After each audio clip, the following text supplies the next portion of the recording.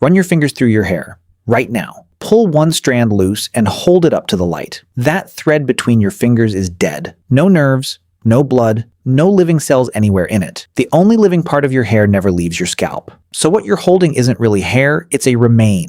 A thin dead thread your body finished with and pushed out, and yet that dead thread has been writing things down. About your stress, about what you ate, about the worst few months of your last year. So what does your hair already know about you that you don't? Start with the part everyone notices, the shedding. You lose around 100 strands a day. That's normal. That's just hair clocking out. Because at any moment, your scalp is running two crowds at once. Roughly 85% of your hair is actively growing. The other 15% is resting, waiting to fall. That split is the quiet signature of a healthy head. Now tilt it. Push too many follicles into the resting phase at the same time, and a few months later, they let go together, in clumps, on your pillow. In the drain, doctors have a name for it, Telogen effluvium. A dermatologist named Albert Kligman described it back in 1961. It's the second most common kind of hair loss they see. And here's the first strange thing. The shedding doesn't happen when the bad thing happens. A fever, a crash diet, a loss, a surgery. Your hair doesn't react that day. It waits. 2 months, sometimes 3. Then it falls. Your hair is still running a little behind, reporting on a you that's already gone. But shedding is only the loudest signal. There are quieter ones. Your hair is one of the first things your body is willing to starve. It isn't a vital organ. Nothing depends on it. So when supplies run low, your scalp is near the front of the line to get cut off. Low iron does it. A doctor can see it in a single number. Ferritin, the iron your body keeps in storage. Drop under about 30, and the follicles begin to thin. Low zinc does it. Low protein does it. A thyroid running too fast or too slow does it. And each one leaves a mark you can see. Hair that's brittle, dry, breaking halfway down, thinning at the part.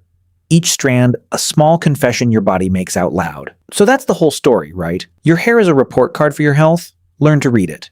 Fix the cause. More iron, more sleep, less stress. Wait a few months and it grows back. Case closed. Well, not quite.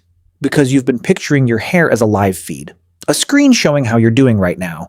It isn't. It's a recording. Go back to that delay. The shedding that shows up months after the cause. That gap is the clue everyone walks past. Your hair never tells you about today. It tells you about a version of you from this past spring, from last autumn, from a season you may have already forgotten. And once you understand that, your hair stops being a mirror. It becomes a tape. Here's how. Your hair grows about 1 centimeter a month. Slow. Patient. And as it grows, it traps whatever is moving through your blood and seals it inside the strand.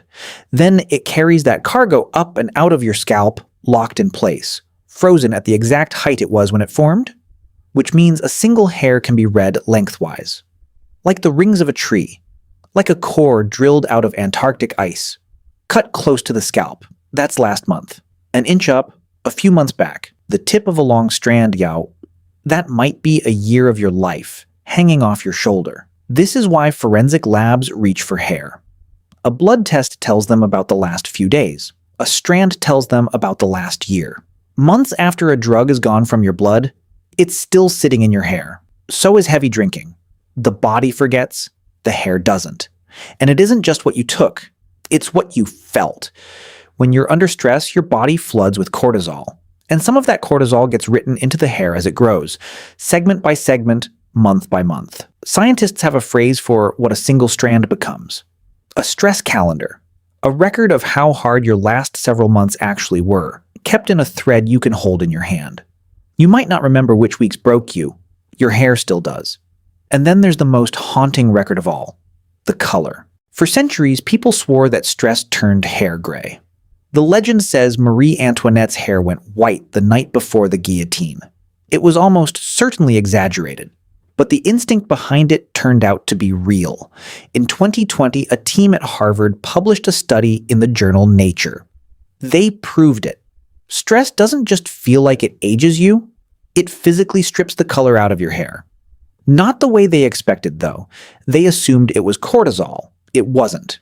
They removed that hormone from the equation entirely, and the hair still went gray.